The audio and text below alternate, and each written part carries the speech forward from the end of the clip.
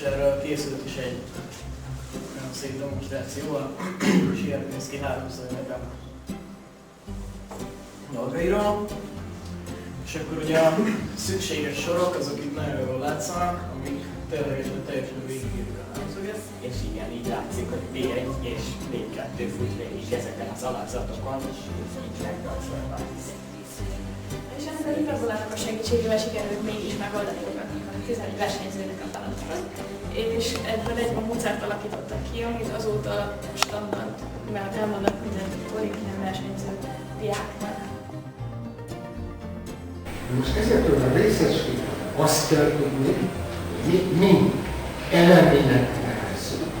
Az elemény azt jelenti, hogy mai tudásunk szerint ezek nem oszthatók további részek. Ezt csak úgy lehet megmagyarázni, hogy az ősrobbanás után 380 000 évvel kialakultak a semleges atomok.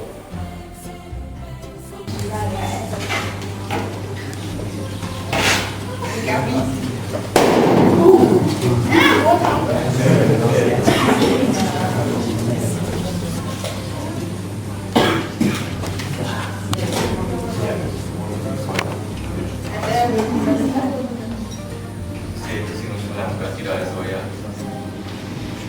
És ugye látszik, hogy milyen szépen gyorsul. A távolságmérőnél ugye néha kiakad, és ezek azok a hatalmas oszlopok, amikor ez túlmegy a maximális érték, amit fel. Mi az, akinél van otthon legalább egy fal? Mi az, akinél van kettő is?